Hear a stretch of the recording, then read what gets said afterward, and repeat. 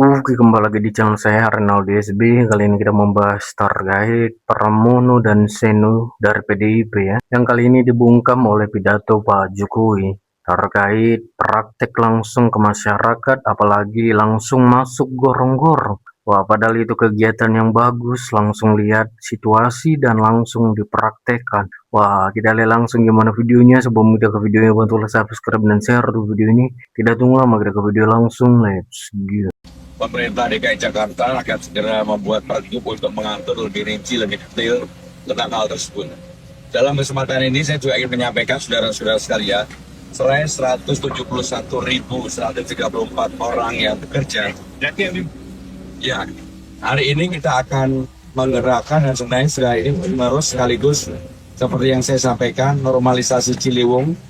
Tadi saya sambil bercanda sama Pak JK. Pak JK kita ini dibesarkan dalam demokrasi. Pasti Pak JK sampai saya nggak mau masuk gorong-gorong. Tapi yang bekerja adalah pikiran dan otak. Pak JK tahu.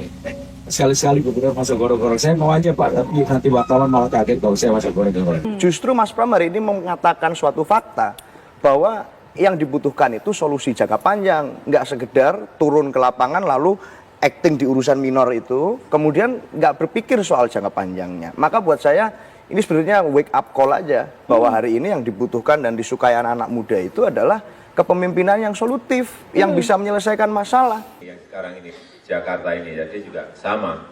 Memang yang lain-lain apanya, cara membangun sebuah persepsinya dengan cara-cara yang lama, mengundang orang datang ke lapangan, kemudian dangdutan, kemudian orasi, ngomong-ngomong, dan itu saya nggak mau lakukan. Kita hanya berjalan dari satu tempat ke tempat yang lain, dari pasar ke pasar, dari RT ke RT, dari RW ke RW, dari kampung ke kampung, itu yang kita lakukan. Dan inilah era horizontal yang tadi saya sampaikan, dan itu tetap akan kita lanjutkan.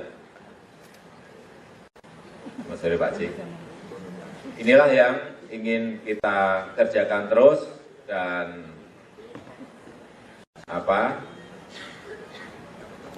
membangun persepsi adalah dengan cara-cara seperti itu.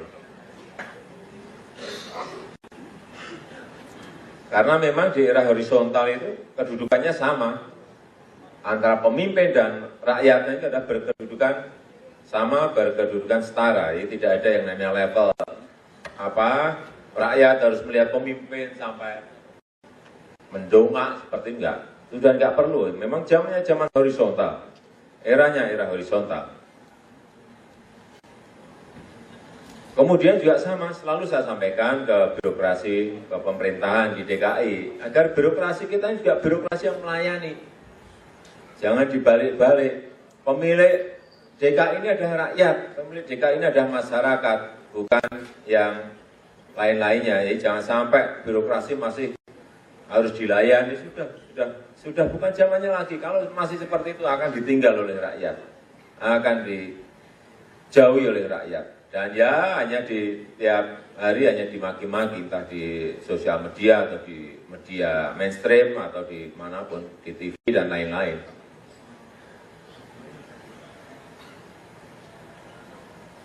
Dan sekarang ini karena eranya sudah sangat terbuka sekali, ya, sudah nggak zamannya lagi kayak yang dulu-dulu. Yang dulu-dulu seperti apa?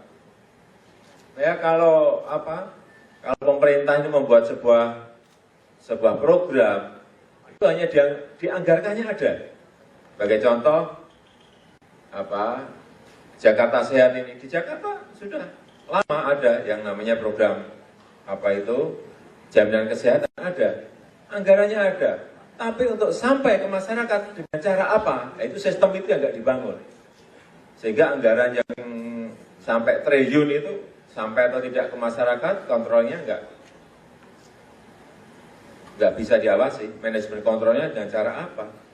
Hanya dianggarkan saja. Jika inilah perlu yang namanya membangun sebuah sistem. Kenapa sekarang ada yang namanya Jakarta Sehat? Pegang kartu. Kalau zamannya IT kok kita masih tidak mau pakai. Kalau saya sih nggak pinter-pinter amat lah, tapi saya bisa panggil programmer, saya minta sistemnya dibangun sehingga controlling, manajemen pengawasan itu bisa dilakukan dengan baik. Dan ini untuk kartu Jakarta Sehat seperti mungkin Bapak Ibu dan saudara semua, dengan kartu itu sampai ke tangan masyarakat, kelihatan sekali bahwa masyarakat itu membutuhkan. Kelihatan seperti apa? Ya lonjakan di rumah sakit itu melonjak sampai 510.000 pasien di rumah sakit, bayangkan. Artinya sebelum ada kartu itu, masyarakat nggak bisa mengakses pelayanan kesehatan. Artinya lagi apa? Artinya sebelum ada kartu Jakarta Sehat, ada 510 orang yang sakit tetapi hanya diam di rumah karena tidak mempunyai kemampuan untuk membayar di rumah sakit, tergeletak di rumah. 510.000, sehingga waktu itu dibuka, ini horizontal lagi, kartu ada, pegang, semuanya berbondong-bondong ke rumah sakit. Dan hasilnya, rumah sakit kurang kamar. Puskesmas kewalahan. Saya biasa kan, tiap hari juga ngecek ke rumah sakit. Ada yang ngantri, tapi bulan-bulan Februari yang lalu, Februari Maret. Ada yang ngantri jam 2 pagi, jam 3 pagi. Ngantri jam berapa Pak? Tadi Pak, jam 3. Saya tanya yang ini, ngantri jam berapa? Jam 2, jam 2 pagi. Ngantri untuk dapatkan kamar. Saya ke situ jam 11. Terus gimana? Udah dapat? Sudah Pak, tadi jam setengah 11 sudah dapat. Tapi masih nunggu 3 hari lagi kamarnya. Sudah dapat masih nunggu lagi, bayangkan. Tapi mereka kan sudah juga bertahun-tahun, mungkin berbulan-bulan sudah nunggu, pengen sakitnya disembuhkan, tapi tidak punya pegangan. Jadi jangan, karena kemarin kelihatan di media ini terbolak-balik gitu loh. Kelihatannya bahwa sistemnya itu keliru, tidak. Ini hanya sebuah keberanian memutuskan. Kalau ini saya putuskan, pasti akan bludak rumah sakit, betul. Hanya perkiraan kita keliru memang. Perkiraan kita naiknya kira-kira 30% lah, kira-kira. Tapi melonjak sampai 2 kali itu yang memang luar perkiraan kami. Artinya, ini tadi, masyarakat membutuhkan. Kalau sistem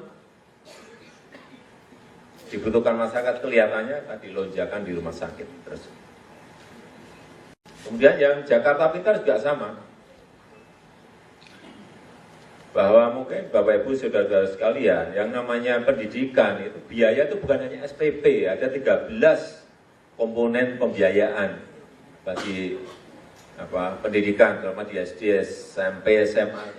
Banyak sekali, ada yang namanya beli sepatu, beli seragam, beli buku untuk transport, dan yang lain-lainnya. Dan untuk keluarga-keluarga yang tidak mampu, mereka nggak punya kemampuan untuk melakukan itu, beli tas, nggak punya kemampuan, sehingga muncul yang namanya kartu Jakarta Pintar ini. Hingga di SMA, SMK kita beri berapa? 240. Yang di SMP kita beri 180.000. Untuk apa ya? Untuk memberikan injeksi pada masyarakat agar bisa bersekolah, jangan sampai di SD, SMP putus, banyak sekali loh. Bapak Ibu jangan kaget bahwa di Jakarta ini masih banyak SD, SMP sudah putus, banyak sekali. Udahlah, kita ini nggak usah tutup-tutupi bahwa masih banyak dari saudara-saudara kita yang seperti itu. Dan angka-angka kemiskinan itu ya sekarang enggak akan kita tutup-tutupi. Ada yang mengatakan kemiskinan kita ini paling bagus di Indonesia, hanya 3,8%. 3,8%, yang lain kan yang 15, ada yang 13, ada yang 20, ada yang 22, kita hanya 3,8%. Angka kemiskinan kita 3,8%, ya bangga juga. Tapi setelah saya ke lapangan, wah, pikiran nggak mungkin lah, masa hanya 3,8, banyak sekali yang nggak, kemiskinan di mana-mana, nggak jauh-jauh dari kita ini, banyak sekali.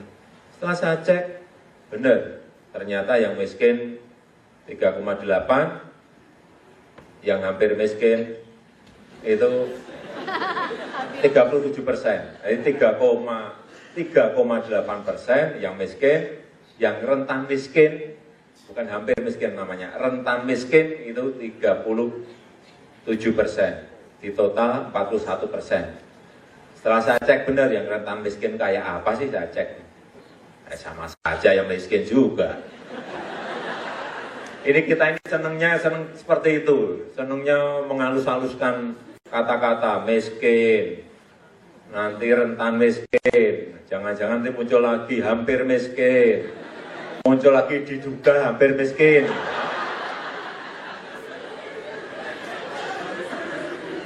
Repot, sudahlah fakta dibuka, tapi bagaimana kita memperbaiki, bagaimana kita membenahi, itu aja sudah. Kalau saya prinsip simple seperti itu, gampang-gampangan, nggak usah ditutup-tutupi lah.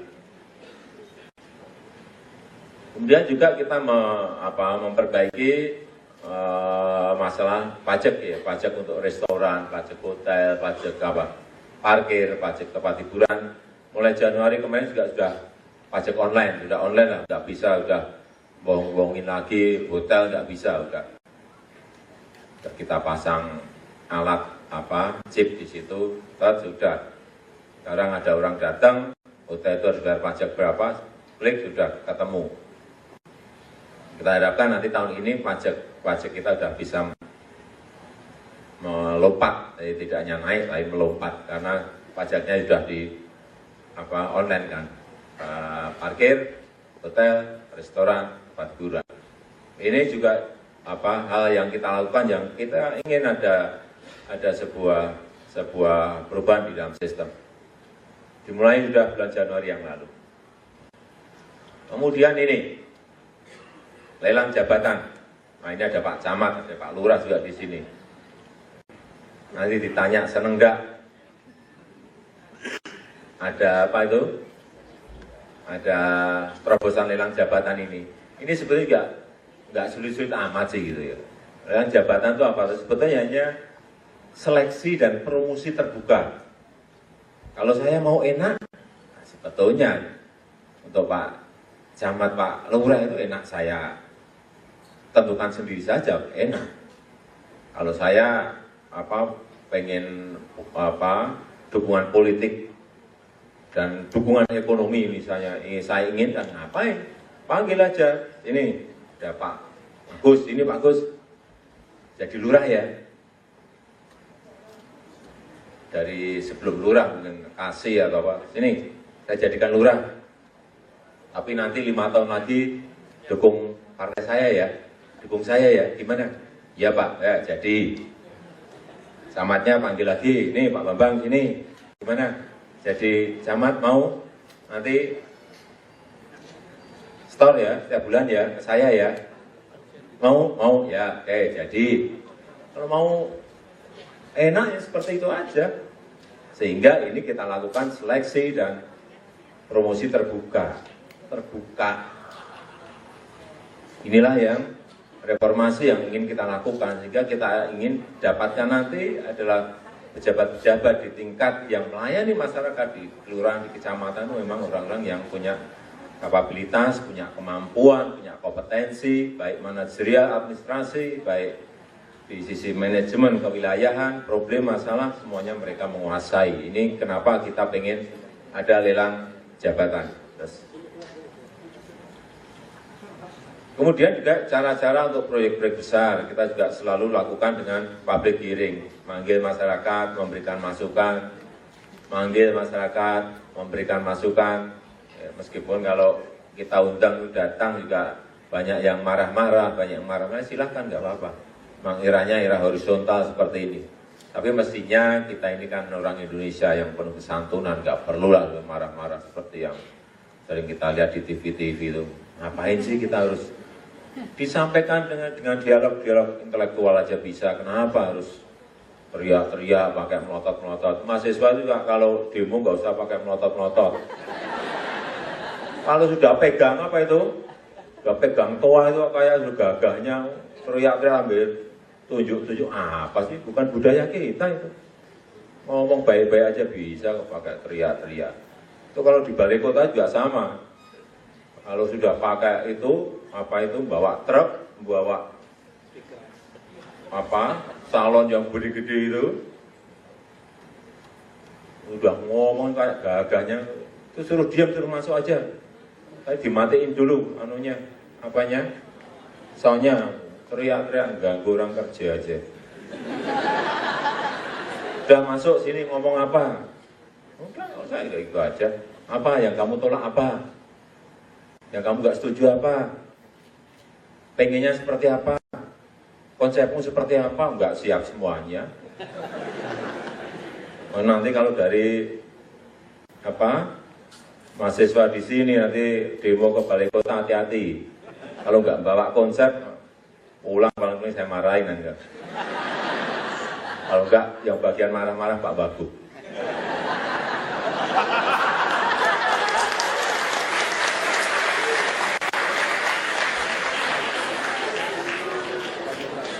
Kemudian juga kita melakukan transparansi seperti ini. Jadi sekarang kalau Bapak Ibu saudara-saudara lihat di RT, di RW, di kelurahan, kita tempel semuanya di kecamatan, tempel semuanya. Yang naik anggaran ini sudah transparansi total. Nggak ada, tunjukkan di Indonesia ini siapa yang berani masang informasi APBD terbuka seperti itu. Sampai lembar ke berapa enggak? Lembar ke 1, ke 2, ke 3, buka semuanya komplit. Anggaran kegiatan apa, rupiahnya berapa, penanggung jawabnya siapa, detail pun yang kalau ada komplain punya ke siapa, ada semuanya di situ udah. Ini manajemen kontrol secara total dari masyarakat. Sehingga yang mengerjakan kegiatan dan proyek itu merasa diawasi. Ya memang harus seperti itu. Dan saya sampaikan ke jajaran saya, nggak perlu lah, ngapain takut-takut. Kalau nggak ngambil apa-apa kok takut. Udah, kerjain aja, tempel, udah tempel.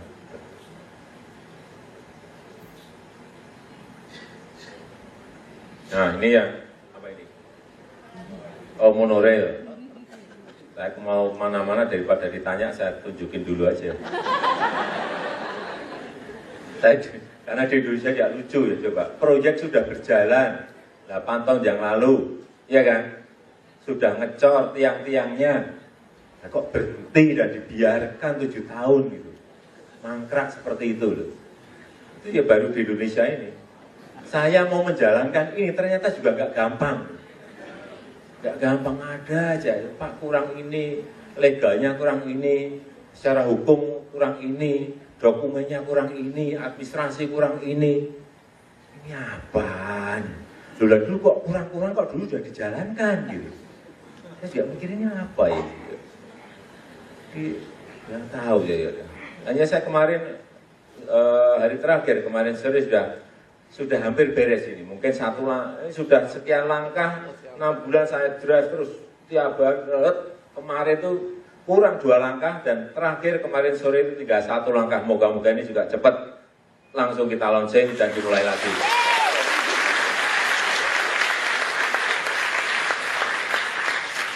Nanti bisa bulan Juni nonton mau kita pajang di Monas.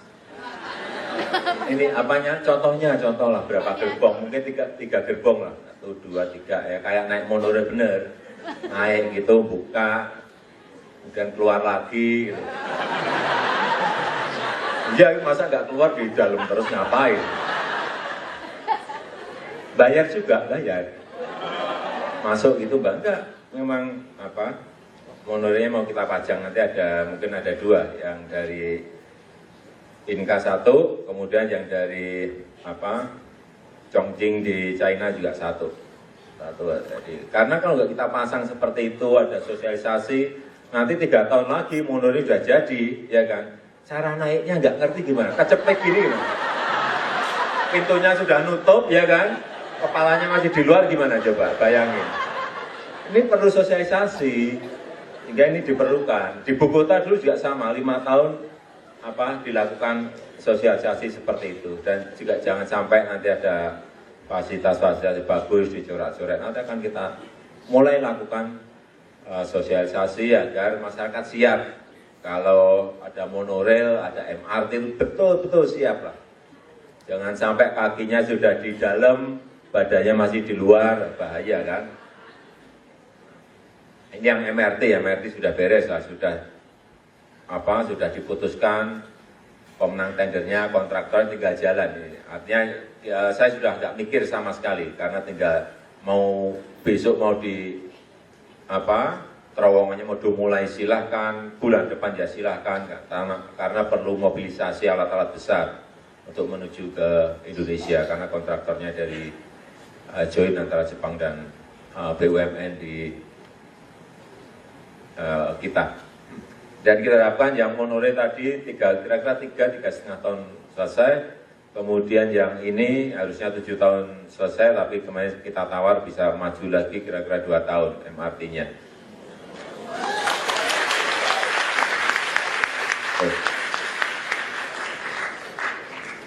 Nah ini yang belum masih proses, masih rame. Ini deep tunnel, supaya bisa bayangin aja, deep tunnel itu terowongan sebesar kira-kira 19 meter, seperti itu. Di atasnya dibagi 3, di atasnya untuk jalan tol ke arah sini, di bawahnya lagi lapisan kedua untuk jalan tol ke arah sana, yang paling bawah itu untuk sungai. Kalau pas bulan Desember, Januari, Februari, bulan-bulan basah, bulan-bulan banjir, tol ini ditutup semuanya dan semuanya akan dipakai untuk jaga-jaga kalau ada banjir sehingga air bisa dilarikan ke sini. Terus buang ke laut.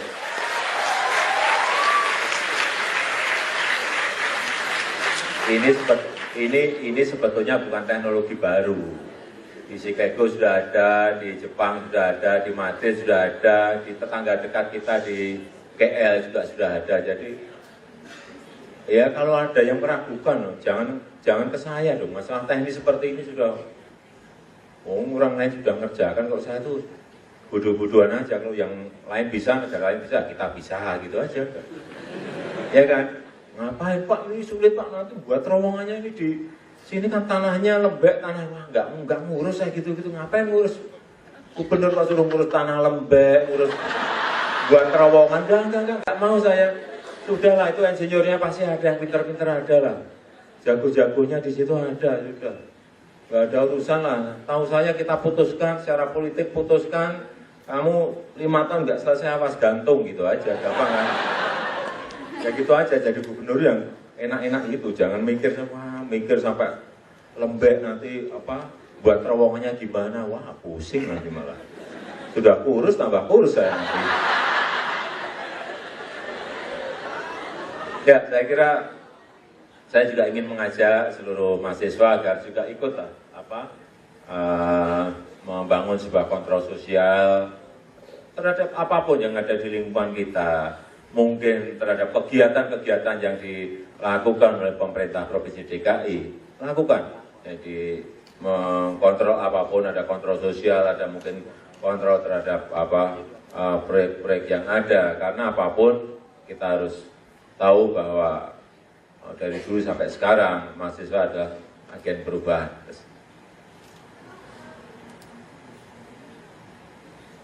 Ya, saya kira saya nggak usah sampaikan masalah ini, semua orang tahu. Tetapi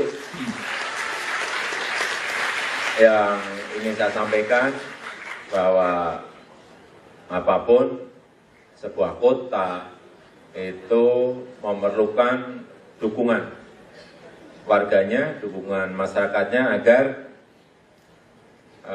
ada sebuah kecepatan perubahan yang ada di kota itu. Jangan sampai contoh seperti MRT kita baru mulai saja ada yang demo tidak setuju. Kalau saya gampang, yang tidak setuju itu berapa? Penduduk kita 9,8 juta, ya kan? Kalau yang nggak setuju 9 juta, oh iyalah saya ikut. Ini 9,8 juta, saya hitung yang nggak setuju hanya 40 orang. Ngapain saya pikir? Ya kan? Ya berpikirnya, kalau saya sederhana seperti itu. Saya ajak bicara, pasti saya ajak bicara, ya ketemu lebih dari 10 kali sudah. Tapi kalau yang ngotot-ngototan aja, ya perlu saya tabrak. Enggak, jangan dipikir saya takut, enggak pernah saya. Selama itu untuk kepentingan umum, untuk kepentingan masyarakat, apapun masih saya teruskan. Enggak Tidak ada saya rasa takut. Dan semua equal, saya dudukkan pada yang sama, kedudukan yang setara. Seperti yang di Pluit juga sama. Waktu kita membersihkan Kali Pakin juga sama. Yang kecil perlakuannya sama. Ada gudang besar, sama, runtuhkan. Ada dealer yang melonjak ke sungai juga, runtuhkan. Ada yang kecil, lapak-lapak, hilangkan. Sudah, gitu aja. Karena memang itu adalah tempat jalan inspeksi, bukan tempat untuk bangunan. Udah prinsip gitu aja. Saya datang ke lapangan, ada yang protes, Pak, ini gimana, ini kan sertifikat saya. Langsung diruntuhkan, hanya diberikan pemberitahuan, ya IMB-nya mana? Mana IMB ya gitu? Diam, runtuhkan.